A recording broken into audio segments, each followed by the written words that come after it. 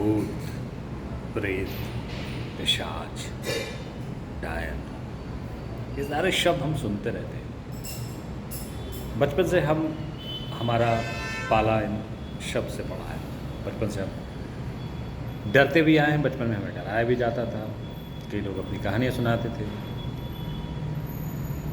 लेकिन क्या होता है, जैसे जैसे हम बड़े होते हैं तो थोड़ी एक्टिंग करना शुरू कर देते, अरे यार ये भूत नहीं होते, ये प्रेत नहीं होता, पिशाच नहीं होता, ये सब कहने की बातें हैं, खामखा क्यों इन चीज़ों में पड़ रहे हो, ऐसा कुछ होता नहीं है। हालांकि कुछ बड़े लोग मानते भी हैं,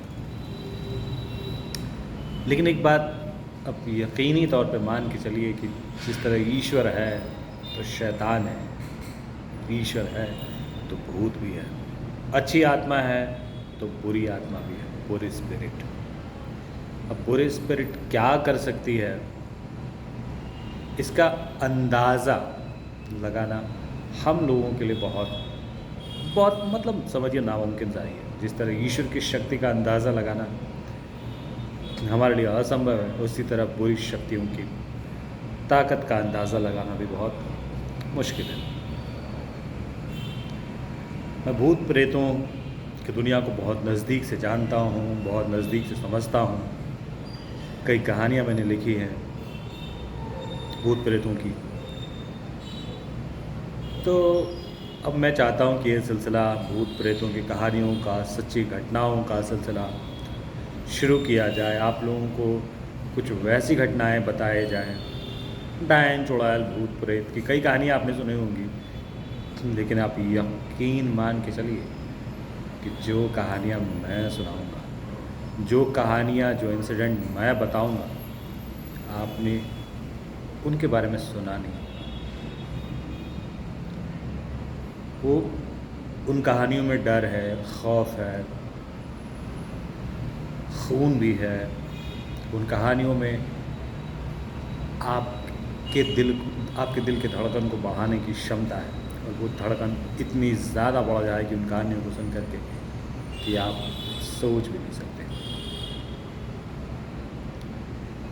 उन कहानियों का सिलसिला मैं जल्द ही शुरू करने वाला हूँ, तो मैं चाहता हूँ कि मेरी उन कहानियों को आप ज़रूर सुनिए। मेरा नाम विजेंद्र कुमार कर्ण है। आप मेरी कहानियों को कई प्लेटफॉर्म पे सुन सकते हैं, देख सकते हैं, लेकिन अब मैं इस प्लेटफॉर्म पे अपनी कहानियाँ अपने शब्दों में, अपने लफ्ज़ों में, अपने तरीके से बताना चाहता हूँ।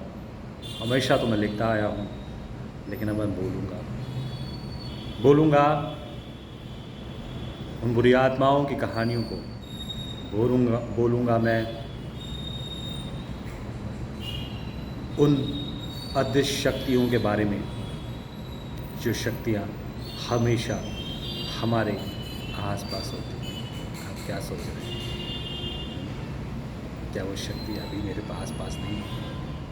वो शक्ति अभी भी हमारे आसपास है, हमारे बीच है, वो देख रही है। लेकिन ये हम पे डिपेंड करता है कि अपने अपने ऑरा को कितना मजबूत बना रखा है।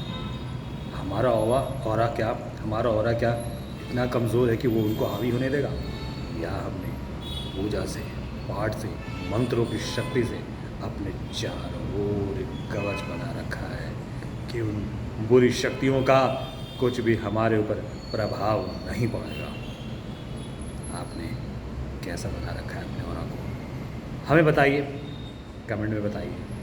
और बहुत जल्दी मैं आप लोगों के बीच आ रहा हूँ नई कहानियों को लेकर। तब तक के लिए गुड बाय।